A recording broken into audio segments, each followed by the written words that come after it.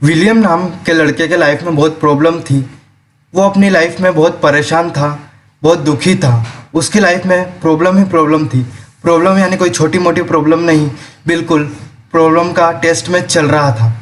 वो बहुत अमीर घर में पैदा हुए थे, लेकिन उनकी कंडीशन बहुत ख़राब थी। ख़राब से मतलब सेहत से है। उनकी सेहत हमेशा बहुत ख़राब रहती थी। टेम्परेरी ब्लेंडेड रहते थे, लेकिन जब वो पैदा हुए उनका डाइजेस्टिव सिस्टम शुरू से ही इतना ख़राब रहा कि अगर वो कुछ खाते या पीते तो तुरंत बीमार पड़ जाते थे और बहुत सारी उल्टी करने लगते थे, जिसे उन्हें खुद ही साफ करना पड़ता था। उन्हें हाई सेंसिटिव डाइट फॉलो करना पड़ता था। उनके घर पर जब भी कोई पार्टी होती थी या कोई सेलिब्रेशन होता था तो अपने कमरे में ही रहते थे, क्योंकि उन्हें सुनने में भी प्रॉब्लम थी और उनका बैग हमेशा पीछे से अकड़ा हुआ रहता था। इस कारण वो घर पर ही रहते थे और उनका कोई दोस्त भी नहीं था। आपको शायद ये लगता होगा इस बंदे में इतनी प्रॉब्लम है, लेकिन ये पढ़ाई में अच्छा होगा। लेकिन मैं आपको बता दूं, ये पढ़ाई में भी बहुत ज़्यादा अच्छे नहीं थे, ये पढ़ाई में भी वीक थे। घर वाले इन्हें पढ़ाई के चक्कर में बहुत ताने मारते थे। इन्हें पेंटिंग का बहुत शौक था। पेंटिंग एक जरिया था जिसे ये एक्सप्रेस कर पाते। विलियम के घर पर सब लोग उन्हें लूज़र समझते थे।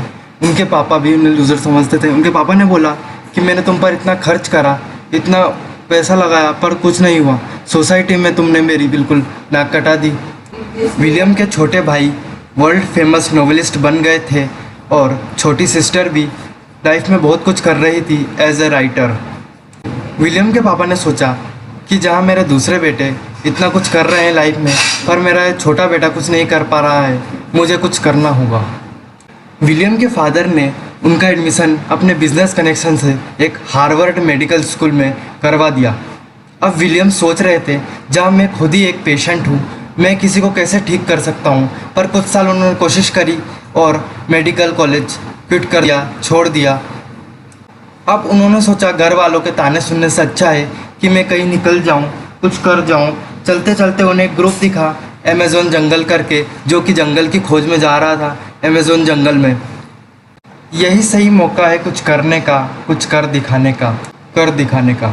और मैं आपको बता दूं, ये कहानी 1860 की, जब ना ही कोई जीपीएस था और ना ही कोई पान वाले की दुकान जिससे हम रास्ता पूछ सकें।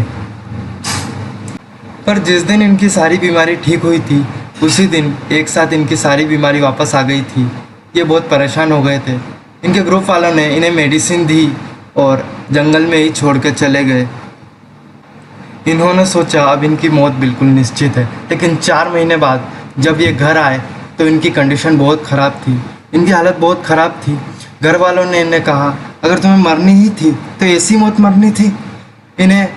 अब विलियम 30 साल के हो चुके थे और ना ही इनके पास कोई जॉब थी और ना ही कोई दोस्त जो इन्हें मोटिवेट कर सके।